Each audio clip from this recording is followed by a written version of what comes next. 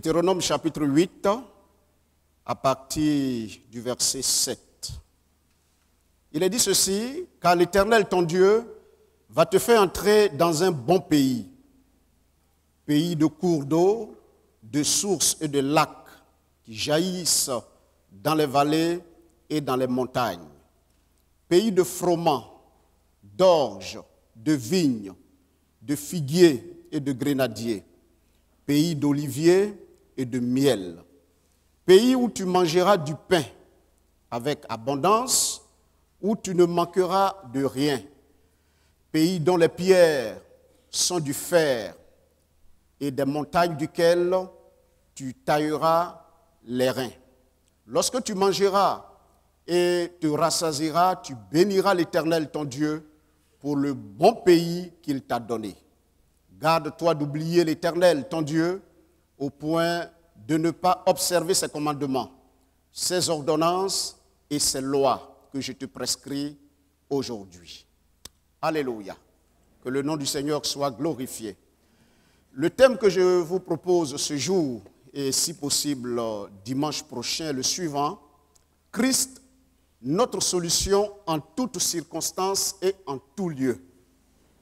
Christ, notre solution en toutes circonstances et en tout lieu. Le thème de l'année, vous le connaissez, retour aux anciens sentiers. Et le retour aux anciens sentiers, pour nous, c'est le retour à la parole de Dieu. Et cette parole, elle est basée sur les grandes doctrines que nous donne l'Écriture. Et une des doctrines très importantes, c'est Jésus-Christ. Jésus-Christ est un thème très important, c'est le thème central de toute la Bible. Et donc, retourner aux anciens sentiers, c'est étudier le Christ, ce qu'il est pour nous et ce qu'il peut faire pour nous. Alléluia. Il y a plusieurs façons d'aborder l'Ancien Testament, l'étude de l'Ancien Testament. Mais une des façons simples et très agréables qui nous met à l'aise dans l'étude de la parole de Dieu, surtout les livres de l'Ancien Testament, est ce que les théologiens appellent la typologie. La typologie. La typologie vient du mot typos, qui est utilisé en français par plusieurs mots l'expriment en français dans 16 versets de la parole de Dieu. Le mot typos peut prendre le sens de marque, la marque. Par exemple, dans Jean chapitre 20, verset 25. C'est le mot grec typos utilisé, mais ici traduit en français par le mot marque, la marque. Il prend aussi le sens de modèle dans Hébreux au chapitre 8, le verset 4. Il prend aussi le sens de l'ombre, d'ombre, dans Colossiens au chapitre 2, versets 16 et 17. Typos peut signifier également signe. Il peut être traduit par signe. Dans Matthieu au chapitre 12, le verset 32, il est aussi traduit par symbole. Dans Hébreux au chapitre 11, le verset 19. Il prend aussi le sens d'allégorie dans Galates au chapitre 4, le verset 24. Il prend aussi le sens de sceau dans Romains au chapitre 4, le verset 11. Et il peut aussi signifier lettre dans 2 Corinthiens au chapitre 3, le verset 6. Les types, nous verrons tout à l'heure la définition simple qu'on peut donner, mais retenons qu'on a aussi 8 mots qui peuvent nous amener à étudier ce qu'on appelle les antitypes, ou la réalité à laquelle correspondent les types. Les types sont dans l'Ancien Testament et les antitypes sont dans le Nouveau Testament. Nous avons par exemple les figues.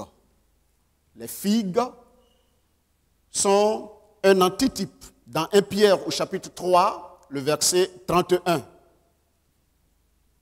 L'antitype peut parler également de réalité. Réalité dans Colossiens au chapitre 2, le verset 17.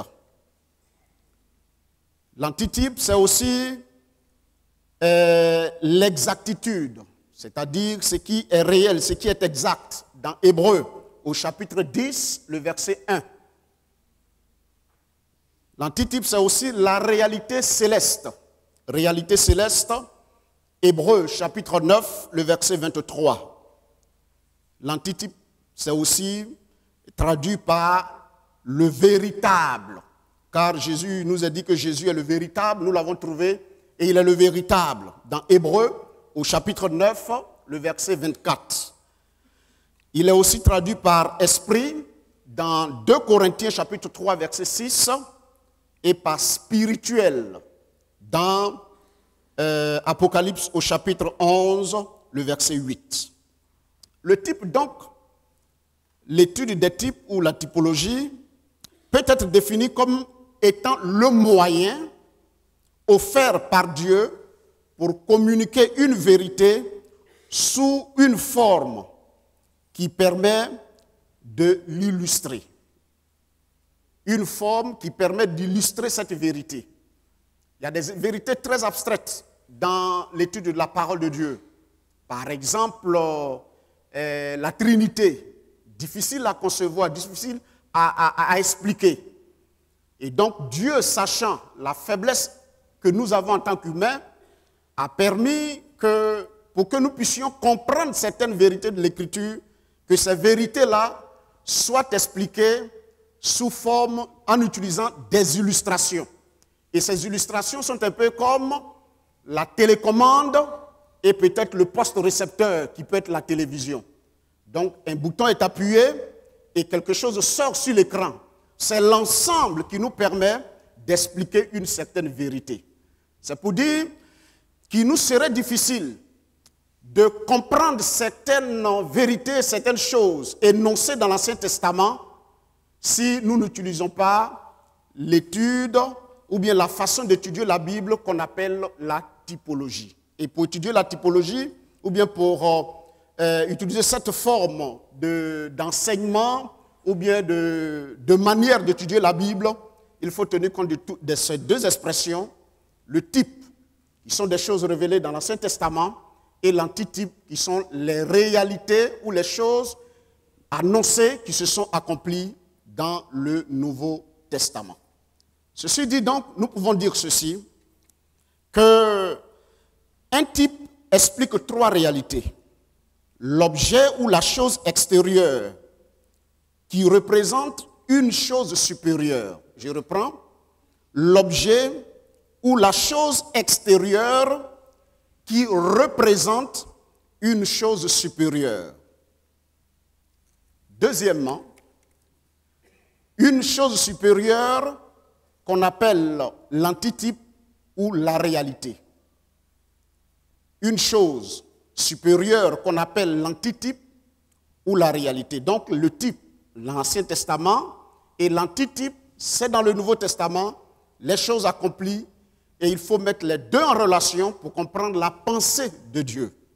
Troisièmement, l'œuvre du type que la Bible appelle ombre. Ceci dit, un type est un signe, un exemple, un modèle ou une figure. Je vous donne un exemple très simple. Dans l'Évangile selon Jean, au chapitre 3, Jésus fait la rencontre d'un monsieur appelé Nicodème, qui est venu de nuit rencontrer Jésus. Et il a fait l'éloge du Seigneur, et Jésus lui a dit, Nicodème, il faut que tu naisses de nouveau. Nicodème était surpris. Il a posé la question au Seigneur, je suis vieux, est-ce que je dois encore entrer dans le ventre de ma mère pour naître de nouveau? Et Jésus aussi est surpris. Il pose la question à Nicodème. Tu es docteur d'Israël, docteur de la loi, et tu ne connais pas les choses simples du monde spirituel? Alors Jésus, pour lui permettre de comprendre ce que c'est que la nouvelle naissance, qui est un concept abstrait, difficile à percevoir par un docteur de la loi, il serait difficile de les expliquer en utilisant des mots. Alors le Seigneur va prendre une image. Et cette image nous présente l'antitype, type d'abord dans l'Ancien Testament et l'antitype dans le Nouveau Testament. Il dit ceci: de la même manière que le serpent, dans le livre de Nombre, quand Israël a péché et qu'il devait être exterminé, ils ont crié à Dieu et Dieu a dit à Moïse: prends-toi de l'airain et fais un serpent, quelque chose en forme de serpent, et tu vas les lever. Ceux qui vont regarder le serpent, plutôt l'airain, seront délivrés. Mais en fait, il n'y a pas d'antipoison, d'antidote dans l'airain. Mais le peuple a levé les regards. Ceux qui n'étaient pas encore morts, plusieurs sont morts à cause de la désobéissance. Mais ceux qui ont pu lever les yeux, qui n'étaient pas encore morts, qui ont eu confiance dans la déclaration de Moïse, la Bible nous dit qu'ils ont été libérés parce qu'ils ont mis leur confiance dans la parole de Dieu. Alors Jésus va dire: de cette même manière, le Fils de l'homme sera élevé, afin que quiconque croit en lui ne périsse point, mais qu'il ait la vie éternelle. Le serpent d'airain, c'est l'antitype. Le Christ à la croix, c'est le type. Plutôt, c'est l'antitype. Et le type, c'est le serpent d'airain. Vous avez compris. C'est comme ça qu'on étudie certaines vérités difficiles dans l'Ancien comme dans le Nouveau Testament. Et vous allez voir, la Bible n'est pas compliquée à comprendre. On ne force pas certaines choses. Il y a des lois, il y a des règles qui nous permettent d'expliquer la parole de Dieu et de saisir le message que le Seigneur a pour nous. Alléluia. Gloire à Dieu. Ceci étant, le type est une chose terrestre, visible, que le Seigneur a créée exprès pour enseigner une vérité invisible, céleste et voire même spirituelle. Donc, nous pouvons dire qu'en fait, les serpents que Dieu a suscités dans le désert pour mordre les Israélites et l'airain qui a été fait pour être suspendu, Dieu l'a fait à dessein, parce qu'il n'était pas forcément, il est Dieu. Il pouvait les détruire par d'autres calamités. Il l'a fait en ouvrant la terre pour que certains Israélites meurent. Il a envoyé du feu pour consumer Sodome et Gomorrhe. Mais là, il nous serait difficile d'expliquer pourquoi Dieu a permis que ça soit un serpent plutôt de l'airain. Mais c'est Jésus qui nous donne l'explication pour dire que cet événement physique, réel, qui s'est passé dans la Bible au temps des Juifs, Dieu l'a fait exprès pour que nous comprenions une vérité spirituelle, céleste, éternelle dans le Nouveau Testament. La mort de Jésus pour nous délivrer de bien de réalité. Alléluia. Les types peuvent être classés en trois groupes généraux. Le premier groupe, ce sont des personnes. C'est-à-dire, dans l'Ancien Testament, vous trouverez des gens que Dieu a suscités.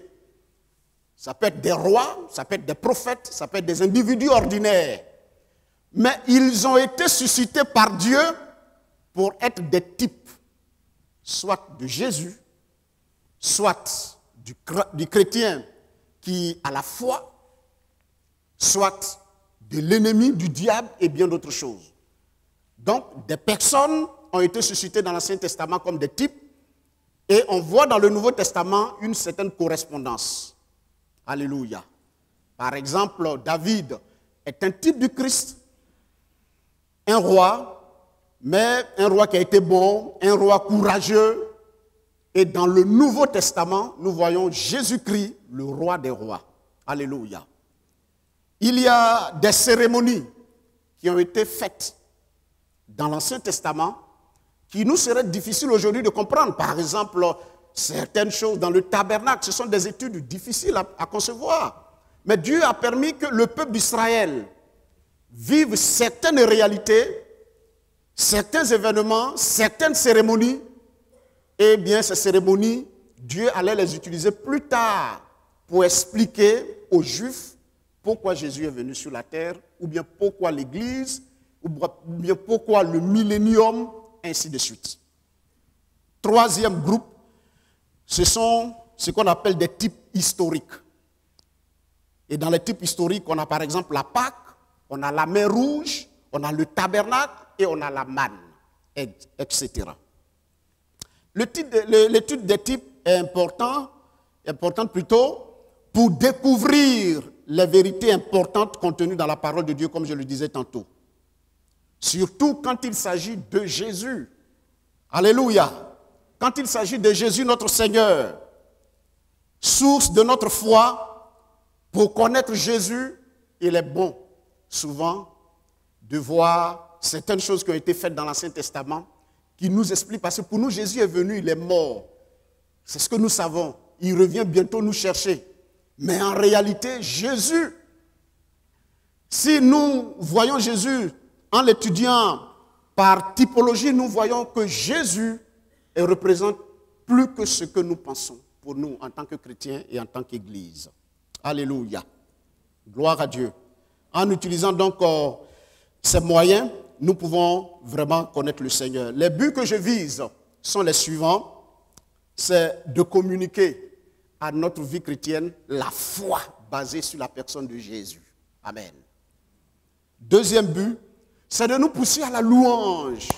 Parce que quand on connaît ces choses-là, on loue Dieu, on adore Dieu. Et on se rendra compte qu'en fait, il y a des choses qu'on a, mais par ignorance qu'on demande. Or, l'étude typologique nous permet de voir que ce sont des choses qui existent. Ou bien même de savoir comment les aborder. Quand on parle de combat spirituel, par exemple, Amalek, qui est venu attaquer Israël à Rephidim, c'est un type du combat spirituel. Et de la façon dont Moïse et les autres ont réussi à vaincre l'ennemi, nous pouvons faire des correspondances dans le Nouveau Testament et voir de façon palpable comment le chrétien peut être vainqueur. Donc, quand on sait ces choses-là, on est dans la louange. On bénit le Seigneur, on glorifie le nom de Dieu, parce que tout est à notre disposition. Alléluia. Troisièmement, c'est d'incorporer le Christ à toute situation et à tout lieu dans la vie du croyant. C'est-à-dire que quand on va découvrir ces choses-là, on va intégrer Jésus comme le sel. Quand une femme prépare, il faut qu'elle mette du sel dans la sauce. Sans ça, eh bien, à moins que la personne ne suive un régime sévère, qui ne mange pas du sel, de l'huile et autres. Mais en réalité, pour que le repas soit bon, une bonne sauce, il faut toutes ces choses-là. Et l'absence du sel, n'est-ce pas, va faire défaut. Donc, dans la vie chrétienne, on rencontre des circonstances, des moments difficiles. On peut se trouver sur des territoires difficiles. Mais quand on est sur un territoire où qu'on rencontre une circonstance particulière, dans la pratique, qu'est-ce qu'il faut faire? Il faut incorporer Jésus. Il faut prendre Jésus comme du sel pour ajouter dans notre situation.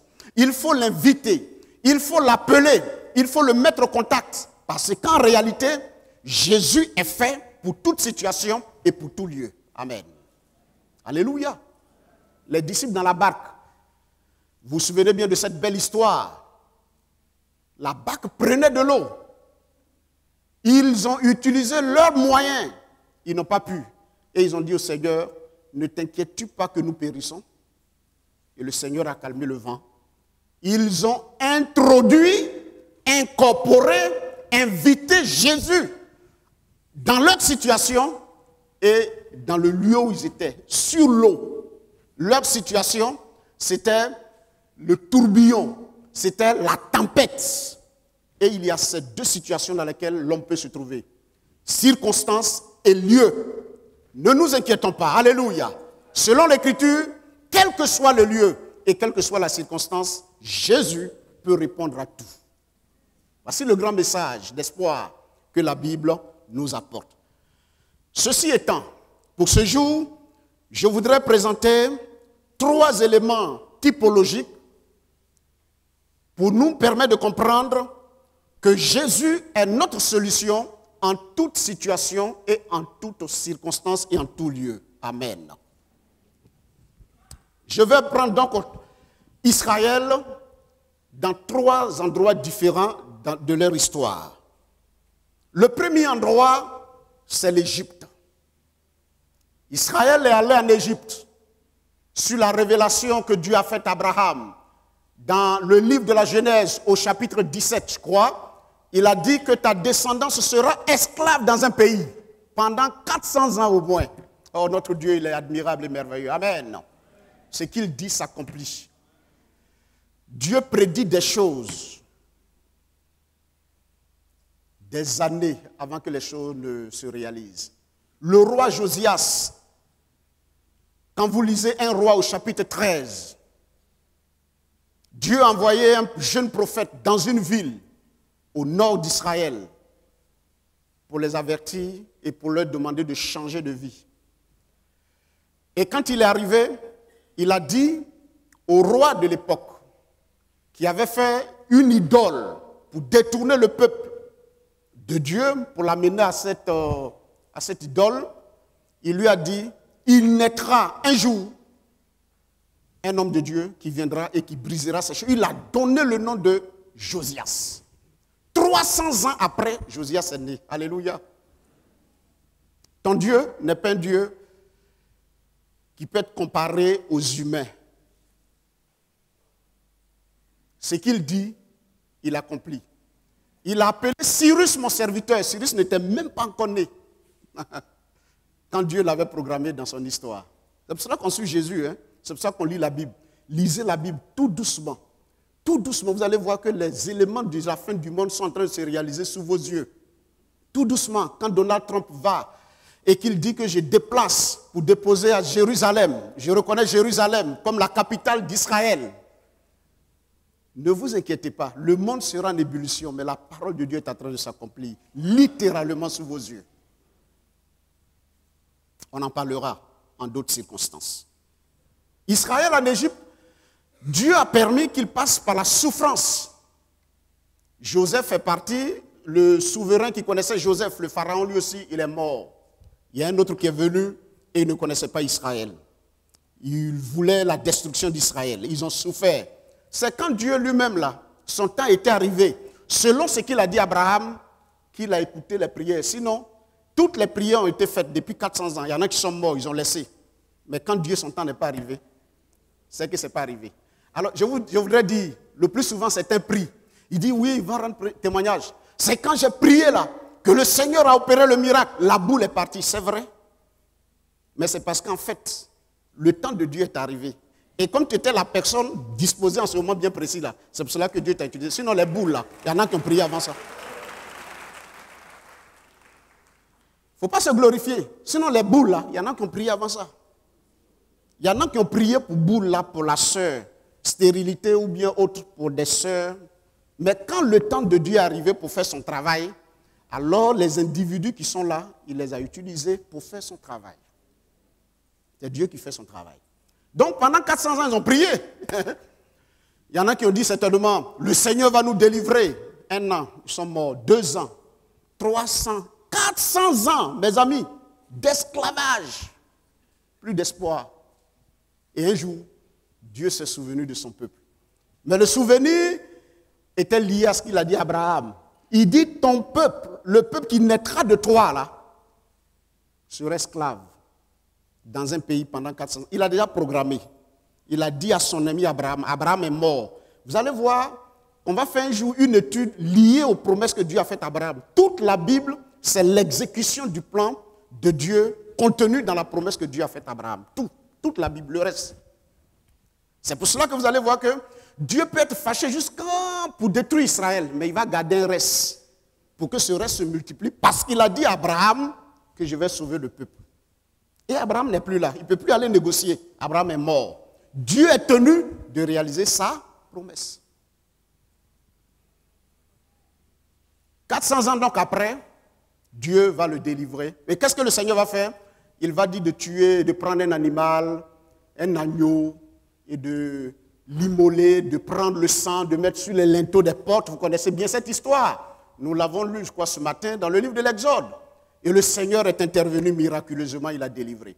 L'agneau pascal et la Pâque qui a été initiée dans Exode au chapitre 12, mes amis et mes frères, a été fait exprès par Dieu. C'est un type de Jésus-Christ qui allait venir nous délivrer de la puissance du péché, de la puissance de la maladie et de la puissance de la mort. Ce jour donc, la bonne nouvelle que je voudrais t'annoncer, c'est que Jésus délivre. que Jésus délivre. Quand on dit délivrer là, c'est qu'il arrache. Il va dans le camp de l'ennemi et il arrache ce qu'il veut prendre sans que personne puisse ouvrir la bouche pour dire quoi que ce soit. Il a dit à Moïse, une main puissante va pousser Pharaon à libérer le peuple. Qu'est-ce que nous pouvons tirer comme instruction de cette première typologie? C'est que dans le livre d'Éphésiens au chapitre 1, au verset 7, il nous a dit que Christ a obtenu la rédemption. Mais bien avant cela, dans l'évangile de Jean, il nous a été dit, voici l'agneau de Dieu qui ôte le péché du monde. Or, l'agneau a été immolé en Égypte pour permettre au peuple de connaître la délivrance. Et le serviteur de Dieu dit, voici l'agneau de Dieu qui ôte le péché du monde. Ici, donc, ce que nous pouvons comprendre, c'est que le Christ, dans cette typologie, ici, est celui qui délivre, qui est celui qui sauve, qui est celui qui libère. Il est celui qui a franchi. Et tous ceux qui ont impliqué Jésus dans leur histoire ont connu la délivrance et la victoire. Je t'annonce donc la délivrance sur n'importe quelle situation par laquelle tu passes, au nom puissant de Jésus-Christ. Quelle que soit la situation, au plan spirituel, au plan moral, au plan physique, par le nom de Jésus, je déclare que tu es libéré de toutes ces choses. Parce que Jésus, c'est le libérateur. Alléluia. Nous suivons Jésus parce que Jésus sauve, parce que Jésus délivre. Je profite de l'occasion pour annoncer cette bonne nouvelle à quelqu'un qui a peur, qui est troublé, qui se dit, est-ce que je vivrai? Je peux te dire que tu vivras, parce qu'il y a un qui est plus fort que Pharaon. Lui, il force les individus à réaliser ses projets. Il s'appelle Jésus-Christ de Nazareth. Pilate a dit ceci à Jésus. Je te demande de parler, Jésus. Tu ne veux pas parler? Est-ce que tu sais que j'ai le pouvoir de te délivrer, comme je peux te mettre en prison? Oh, j'aime bien cette déclaration de Jésus. Jésus lui dit ceci. Tu n'as aucun pouvoir si cela ne t'a été donné par mon Père qui est là-haut dans les cieux. Regardez, vous regardez dans le visage de monsieur le président Alassane Ouattara, de monsieur Donald Trump, Jésus en face d'eux. J'ai le pouvoir de t'amener à la CPI. J'ai le pouvoir de t'amener à Guantanamo. Jésus va les regarder pour leur dire, tu n'as aucun pouvoir. Tu le feras si Dieu le permet. Parce qu'il a le dernier mot. Alléluia!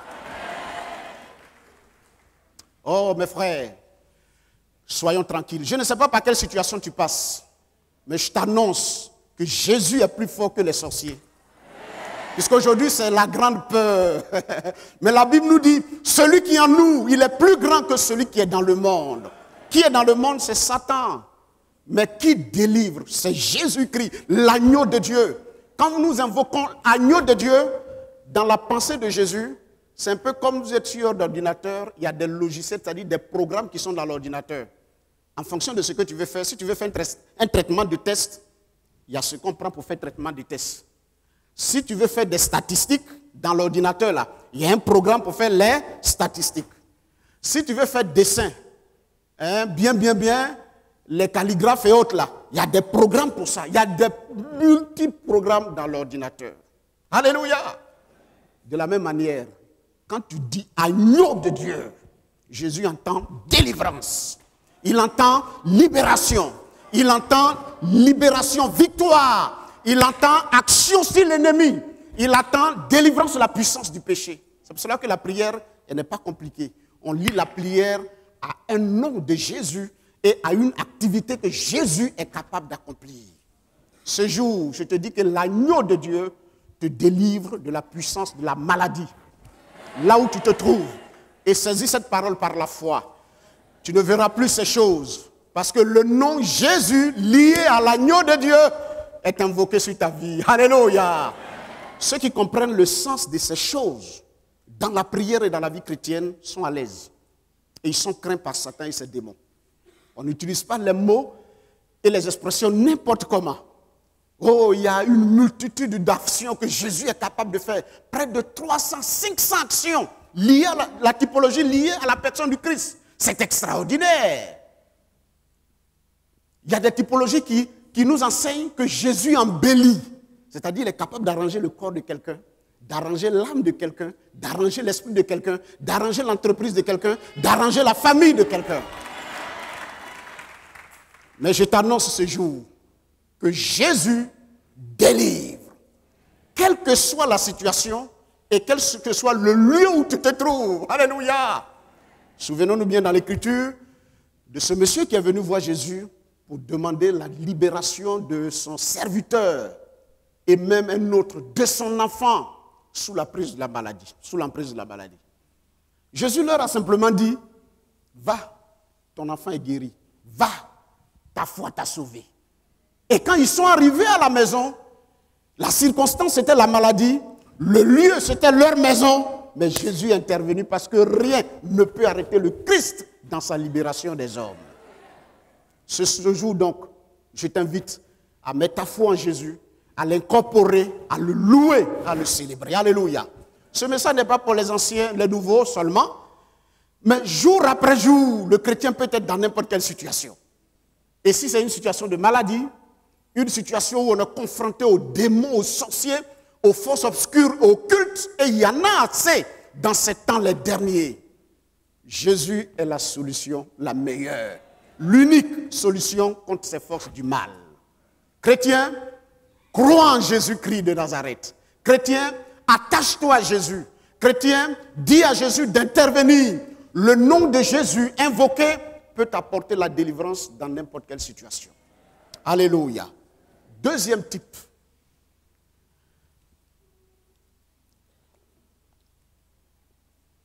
Dans le livre de l'Exode, au chapitre 16, verset 17, il nous a dit qu'Israël a quitté l'Égypte. Ils sont passés par la mer Rouge. Et ils vont faire un long séjour dans un endroit appelé le désert. 40 ans. Et pendant ces 40 ans, ils ont fait des expériences merveilleuses. Il y en a qui sont morts. Il y en a qui ont survécu. Mais quel est l'enseignement que Dieu veut nous donner ici? Dans le désert, Dieu a fait beaucoup de choses. Ce jour, je vais retenir un seul élément en rapport avec le Christ. C'est la manne. Dans le livre de l'Exode, il est dit que le peuple avait la nostalgie de l'Égypte. Il voulait de la manne, il voulait plutôt du pain. Il mangeait des concombres en Égypte. Et ils ont dit à Moïse, tu es venu nous tuer dans le désert. Tu es venu nous faire souffrir. Nous sommes dans le désert, les choses ne vont pas. Dieu a dit, ce n'est pas un problème. Et Dieu va faire un miracle. Il va faire descendre du pain fabriqué dans la boulangerie du ciel. Alléluia. Et il nous a dit, les chercheurs ont dit qu'il y avait du miel, une forme de gâteau. C'est du miel. On dit quand tu déposes même sur ta langue, ça fond comme ça. Toutes les vitamines étaient dedans. Oh non, toutes les vitamines étaient dedans. Et quand tu prends là, tu as diabète, tu n'as pas diabète, sucre zéro, mais tu sens que c'est du sucre. Tu manges comme ça, ça fait fort. Et les gens étaient à l'aise. Alléluia. Qu'est-ce que nous pouvons relever? Dans l'évangile de Matthieu, au chapitre 6, le verset 7, Jésus est pour nous le pourvoyeur. Il a la manne. Quel est le message que nous devons saisir ici dans cette typologie? C'est que Jésus-Christ est notre pourvoyeur. Alléluia. Dans le désert, Jésus pourvoit. Quand il délivre et qu'il t'amène à faire une autre expérience rugueuse, difficile, ne crains point. Jésus, la manne peut descendre. C'est-à-dire, la manne, c'est une solution miraculeuse. La manne, c'est ce à quoi tu ne t'attends pas que Dieu fait descendre. La manne, tu n'as jamais vu, tu n'as jamais fait cette expérience. Les boulangers de l'époque n'ont jamais fabriqué ce gâteau. Ils ne la connaissaient pas, ils ne le connaissaient pas. Mais Dieu a fait descendre. Quand Jésus-Christ est ton pourvoi, ça veut dire que toutes les vannes de bénédiction du monde te sont connectées. Oh, pendant que je parle, ne porte plus les regards sur ta situation. Une solution viendra à un moment où tu t'y attends le moins. Où tu t'y attends le moins, ma sœur. Dieu fera une œuvre extraordinaire qui se racontera. Ne porte pas tes regards sur ton salaire. Ne porte pas tes regards sur ton travail pour que tu sois triste et abattu. Tu es connecté à une source de bénédiction dans le monde. Oh, permettez que je reprenne encore ce témoignage que j'ai rendu ici, qui nous a été rendu par le président des Assemblées de Dieu de la Guinée en son temps, qui était venu en Côte d'Ivoire et qui exhortait les pasteurs à s'attacher à Dieu, à devenir fort dans la foi et s'attacher à Dieu. Un pasteur avait été affecté dans une zone avec sa famille et c'était vraiment difficile. Sa femme lui dit, chérie, quittons l'endroit. Vous savez, c'est pour ça que Paul a dit, il est bon de ne pas se marier si c'était lui. Parce que quand tu es marié, il faut tenir compte de beaucoup de paramètres avant de prendre une décision. Le pasteur dit, je n'ai pas reçu cette conviction. Plusieurs fois. Mais c'était difficile. Ils vont mettre mortier, ils vont mettre l'eau, marmite sur le feu pour faire semblant. Mais à l'intérieur, il n'y avait rien. Et puis un jour, quelqu'un l'appelle. Il dit, c'est vous, pasteur Tant? Il dit, oui, c'est moi. Il dit, mais vous m'avez fatigué, vous, pour vous avoir, c'est compliqué. Dieu m'a dit de vous soutenir à tel montant par mois jusqu'à ce que vous quittiez votre endroit. Mais il tombe des nues. Qui était ce monsieur? C'était un Américain qui, dans une vision, Dieu lui donne le nom exact du pasteur et la ville.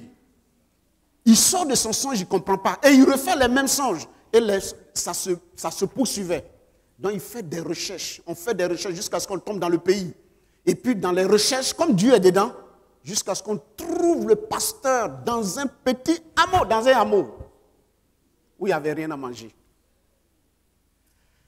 Chers frères et sœurs, quand on marche avec Dieu, là, on ne fait pas calcul. On ne fait pas calcul, pas compter sur ta femme, pas compter sur ton enfant, pas compter sur une tierce personne.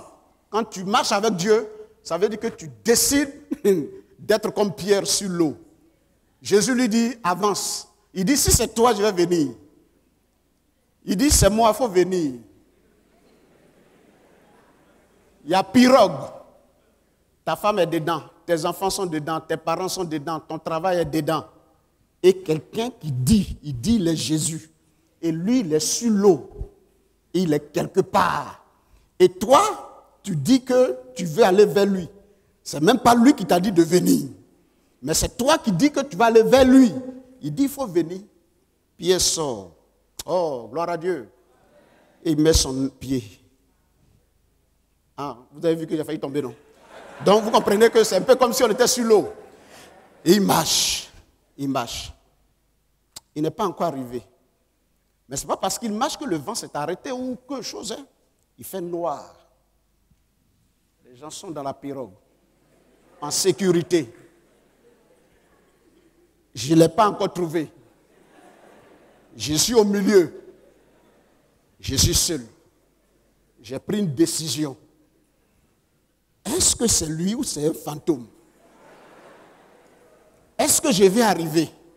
Est-ce que j'ai pris la bonne décision? Et pendant qu'il pensait à toutes ces choses, il a commencé à s'enfoncer. Ce sont ces expériences que nous faisons. Le travail que nous avons peut commencer par la foi. Le mariage que Dieu nous a donné peut commencer par la foi. L'entreprise que nous sommes en train de diriger a été conçue par la foi. Et au beau milieu, Dieu permet que nous sortions du bateau, que nous fassions des expériences nouvelles pour voir des choses surnaturelles qui vont nous dépasser. Et au beau milieu, il peut y avoir des pressions humaines, des interrogations qui peuvent survenir. Et à ce moment bien précis, on peut descendre. Mais béni soit Dieu, je suis là pris par la main. Il doit, pourquoi as-tu douté? Homme de peu de foi. Si tu as la foi, tu peux marcher sur l'eau, tu peux. Ce qu'on ne peut pas faire, tu peux faire. Si tu as la foi, si tu crois en moi. C'est-à-dire, je ne vous demande pas d'aller marcher sur la mer, mais je vous dis simplement de recevoir un appel de Dieu. C'est-à-dire que vous entendiez vraiment la voix de Dieu et que vous vous engagez à faire telle ou telle chose. Mais le message que je veux donner en rapport avec la manne, mes frères, Jésus pourvoit. Et pendant que tu es là, je ne sais pas le besoin dans lequel tu te trouves. C'est par la foi. C'est au nom de Jésus que tu es là. Dieu pourvoit. Pendant que nous parlons, je ne vais pas demander l'avis de la sœur, mais permettez que je rende quand même le témoignage parce que ça m'a fait tellement de bien. Notre sœur Jemima Kwadio, que vous connaissez, qui est partie au Canada avec son mari, avant-hier, elle m'a appelé. Pasteur, on ne comprend pas. Ça fait 3 semaines, j'ai déposé mon CV. CV que j'ai déposé à Abidjan. J'ai cherché travail jusqu'à pour avoir, c'était difficile là. Des grands laboratoires courent derrière moi. Il y a un laboratoire qui a 50 ans d'existence au Canada et qui court derrière moi. J'ai signé ce contrat. Mon mari, c'est pareil. On était tellement surpris que les Ivoiriens qui sont là-bas nous ont dit bonne arrivée ici là. C'est le travail qui court derrière l'homme. Ce n'est pas l'homme qui court derrière le travail. Je suis en train de te dire simplement que si tu as décidé de marcher avec Dieu, saisis cette parole que je suis en train de te donner. Pendant que peut-être tu es en train de manger banane braisée, où tu te demandes si demain tu vas vivre là, Dieu fera un miracle. Parce qu'il est le Dieu qui pourvoit. Et je déclare que dans tes poches, dans ton travail, je déclare que ce qui manque soit pourvu par Dieu. Parce que c'est Christ, le pourvoyeur, qu'il pourvoit. Ne craignez pas, l'argent est en transit. Si ça doit passer par toi pour servir Dieu et faire autre chose, ne crains point. Parce que tu es connecté au pourvoyeur. Il pourvoit. Et tu es triste parce que quelque chose manque. Tu es triste parce que tu te demandes si demain tu vas manger. Mais qui savait? Notre frère Jean-Paul, que le pasteur a vu, que moi aussi j'ai vu aux États-Unis, ils se débrouillent. Ils reviendront tous un jour en témoignage de ce que Dieu est capable de faire. Jean-Paul a souffert ici. Je connais bien son histoire. Et il faisait une cabine, plutôt un truc de cybercafé. Mais Jean-Paul est informaticien aujourd'hui dans la deuxième banque, Bank of America, la deuxième banque américaine. Ah oui, il a 2 véhicules, ici, marché. Il a 2 voitures. Il a réservé une voiture dans laquelle on est parti à Washington, dans laquelle aussi il allait chercher le pasteur, à sa femme. La voiture est rouge. Je suis venu, j'ai dit à ta femme, je suis monté à ta voiture, je suis allé à Washington, la voiture t'attend. Dieu fait des choses extraordinaires. Pendant que je suis en train de parler, Dieu va vous dispatcher dans le monde et même ici. Il pourvoira tous vos besoins. Des grâces extraordinaires se feront sur vos différentes vies. Parce que Jésus, il pourvoit. Alléluia. Ne crains rien. Attache-toi au nom de Jésus et à ce qu'il est capable de faire. Je tourne les regards vers les personnes âgées. Vous savez, quand on est âgé, on porte ses regards le plus souvent vers les enfants qu'on a eu à faire dans le monde. On se demande qu'est-ce qu'ils seront, qu'est-ce qu'ils vont faire pour nous. Quand on n'est pas chrétien, c'est bon de penser ainsi. Mais quand on devient chrétien, l'avenir d'un enfant de Dieu ne doit pas dépendre de ce qu'il a autour de lui, mais de Dieu. Tu pleures, ton enfant va devenir ceci, cela. Cherche pas, gère pas ça. Toi, dis, ma vie est dans ta main. Ce que tu vas faire là, tu vas faire. Jusqu'à ce que tu quittes la terre, tu mangeras, tu boiras. Je me souviens bien de cette femme, vieille.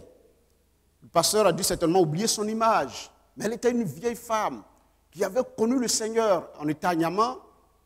Et je me souviens bien qu'on faisait les cellules au tout début de notre foi chrétienne. La maman de Brigitte Jean-Paul. Une vieille, mémée, bêtée, que j'aimais très bien, qui avait les pieds malades, qui ne pouvait plus sortir. Mais elle aimait le Seigneur. C'était dans sa maison, elle avait des visions, des révélations. Et on aimait être à sa compagnie. Elle ne pouvait pas sortir. Mais à l'époque, pendant qu'on était en train de faire la cellule, un de ses fils, qui est chantre aujourd'hui, pendant qu'on prie là, il sort de la chambre et il s'en va gazer. À l'époque, c'était des mots qui étaient utilisés à l'époque. Aujourd'hui, il y a d'autres expressions qui sont venues. Hein? Chauffer. Maintenant, c'est chauffer. Mais avant, on dit Gasoil, ça en fait gasoil. Hein? Peut-être ceux qui se souviendront de Makori Gasoil. Donc ils vont gazer. Quand ils vont gazer, là, ils vont faire les activités que vous savez. Bien. Mais la maman, là, elle ne comptait sur personne. Le jour que son mari l'avait abandonné, son mari avait 3 femmes. Elle était la première abandonnée. Mais les enfants qu'elle avait là, c'était nous les chrétiens, autour d'elle. Le jour de sa mort, elle l'a appelé, elle dit, dites à mon fils François, et puis il y a un autre encore, ils n'ont qu'à envoyer Père Cal pour m'enterrer le jour de ma mort. Elle a fait des enfants, mais elle comptait sur le Seigneur et sur ce qu'elle a trouvé dans la foi. L'Église s'est occupée de ses obsèques et les choses se sont très bien passées. Je suis en train de te dire, ne laisse rien te tracasser. Appuie-toi sur Jésus, le pourvoyeur de toutes choses. Alléluia. Je termine avec ce 3e élément que nous allons approfondir la semaine prochaine. Israël a quitté le désert où il y avait la manne et il arrive à Canaan. C'est ce texte que nous avons lu dans le livre de Deutéronome au chapitre 8 à partir, n'est-ce pas, du verset 7 jusqu'au verset 11. Ici, il nous est parlé de la description que Moïse va faire de la terre promise, que nous allons plus détailler dimanche prochain, pour voir que la typologie du Christ n'est pas seulement en rapport avec le désert, avec la manne, avec l'Égypte, mais Christ, il est aussi le type, plutôt Canaan est le type de Jésus-Christ. Quand nous allons décrire ce que Canaan renferme, ce qu'il y a dans son sous-sol et bien d'autres choses, nous verrons ce que le Seigneur est capable de faire. Alors, dans la description qu'il fait, il dit ceci, et je relève les éléments suivants. Au verset 7, 8 et 9, au verset 7, il est parlé de ruisseaux, il est parlé de sources d'eau, il est parlé de réservoirs. Or, dans le désert, ils avaient du mal à trouver de l'eau à boire. Et le Seigneur leur promet un approvisionnement complet pour eux-mêmes, pour le bétail et pour les récoltes. À Canaan. Voici ce que Dieu a décidé de leur donner. Deuxièmement, Dieu a décidé de pouvoir en nourriture en abondance. Au verset 8, Dieu dit ceci, qu'à Canaan, il y a le blé, il y a l'orge, il y a les figuiers, il y a des grenadiers, il y a des oliviers plutôt, et puis il y a du miel en abondance. Alléluia. Troisième élément, description que nous faisons, dans le verset 9, il est dit qu'il y a du cuivre, il y a du fer, et les gens vont beaucoup plus loin. Certains exégètes parlant même du pétrole dans le sous-sol, n'est-ce pas, juif. Qu'est-ce que nous pouvons relever en parlant de Canaan, type de Jésus-Christ? Ici, il nous présente la terre promise comme le lieu de l'abondance. Dans le désert, là, Dieu donnait la manne, juste un peu, pour les tirer d'affaire. Mais Canaan, c'est l'abondance. Chers frères et sœurs, le Christ, non seulement nous sauve, il nous met au large, il nous permet d'emprunter le sentier ou le désert pendant des années. Mais pendant que nous sommes dans le désert, Dieu pourvoit nos besoins. Mais Dieu ne veut pas que tu restes dans le désert. Et il faut que tu dises à Dieu, tu ne dois pas seulement attendre du jour au lendemain qu'un miracle s'opère. Jésus-Christ, il est celui qui produit l'abondance. Où il y a de l'eau en abondance, où il y a de la nourriture en abondance pour Israël, où il y a également le fer, le cuivre en abondance dans le sous-sol. Le message que nous devons retenir est ceci. Dans son amour, Dieu ne veut pas seulement que ses enfants restent sous sa délivrance, qu'ils en sortent pour venir au désert, pour avoir quelques éléments qui tombent du ciel. Mais Dieu veut mettre quelqu'un dans l'abondance. Et l'abondance n'est pas un péché. L'abondance n'est pas un péché. C'est l'usage de l'abondance qui peut nous conduire au péché. Et Dieu, il est le Dieu qui pourvoit et qui nous met au large et qui nous met dans l'abondance. Je voudrais que Dieu comble quelqu'un, qu'il mette quelqu'un dans l'abondance pour la gloire de son nom. Je voudrais que Dieu bénisse la vie d'une sœur, qu'il la mette dans l'abondance pour la gloire de son nom. Qu'un frère soit dans l'abondance pour la gloire de Dieu. Pourquoi? Parce que Dieu dit à Israël de ne pas l'oublier dans le livre de l'Exode, et plutôt du Deutéronome. Comment quelqu'un peut oublier Dieu? Il ne peut pas oublier Dieu. S'il voit que Dieu pourvoit à son besoin, comme nous l'avons vu, quelqu'un ne doit pas aussi oublier Dieu. Si Dieu le met toujours dans l'abondance, il ne peut pas oublier le Seigneur. Donc, la vie où on a un peu, c'est voulu par Dieu pour gérer notre foi. Mais la vie de l'abondance n'est pas exclue. Et c'est une vérité biblique. Et Jésus est cette abondance. Alléluia. Dans le Nouveau Testament, la Bible nous dit, dans Éphésiens, qu'en Christ, nous sommes bénis de toutes sortes de bénédictions dans les lieux célestes. Je veux terminer en disant ceci, que si tu as accepté Jésus, alléluia, si tu as Jésus avec toi, tu as la délivrance avec toi. Si tu as accepté Jésus avec toi, tu as tous les pourvoirs du monde avec toi. Si tu as accepté Jésus dans ta vie, tu es dans l'abondance. Alléluia. Seulement que nous vivons des contrastes. Quels sont ces contrastes? Mais je suis riche et puis en même temps je suis pauvre. Mais l'Écriture nous dit dans 1 Corinthiens que de riche qu'il était, il s'est fait pauvre afin qu'en lui nous devenions riches. Et lui-même, il a pris notre péché afin que par lui nous soyons sauvés. Donc vous verrez que Jésus se vide toujours pour son peuple et pour ses enfants. Déclare que Jésus... Alors, l'application que nous devons faire est la suivante. Jésus, je t'ai connu aujourd'hui comme étant l'abondance. Et je marche avec toi. Je t'invite dans tel secteur de ma vie. Je sais que tu es capable, quand il n'y a rien, d'opérer un miracle comme dans le désert. Mais tu peux aussi me mettre dans l'abondance pour la gloire de ton nom. Et tu le fais, tu n'as pas péché. Parce que le territoire de Canaan est le type de Jésus-Christ. Or, Canaan est qualifié dans le texte que nous avons lu de bonne terre. C'est une bonne terre où il y a de l'eau en abondance, où il y a du minerai, où il y a de la nourriture. Cette abondance-là, ce n'était rien d'autre que l'image ou l'ombre des choses à venir. Ce n'était rien d'autre qu'un signal que Dieu donne aux hommes de ce que Jésus est. Amen. Alléluia. De ce que Jésus est. Jésus, donc, il est l'abondance. Que Dieu nous bénisse et que notre foi soit posée sur le Christ Jésus. Ce jour, donc, dis à Jésus, je suis délivré parce que tu es là. Si tu es là dans ma vie, je suis délivré. Voici telle réalité, je t'invite à intervenir. Si tu es là dans ma vie, tu as pourvu à tout. Loue d'abord le Seigneur. Troisièmement, tu dis à Jésus, merci, je suis dans l'abondance parce que la machine qui produit l'abondance est dans ma vie. Alléluia.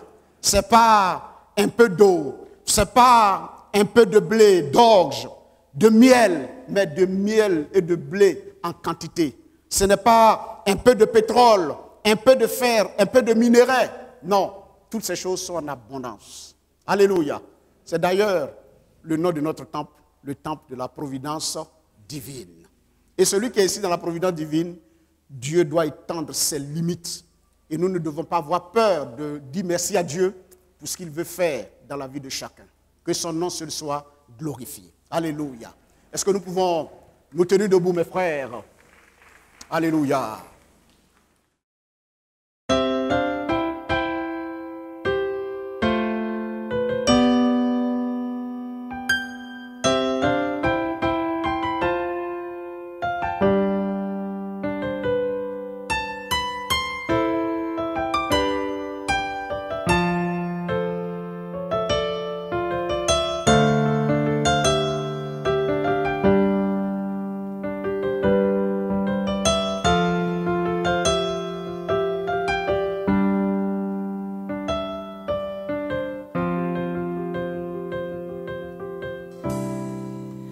Voici, ô Dieu,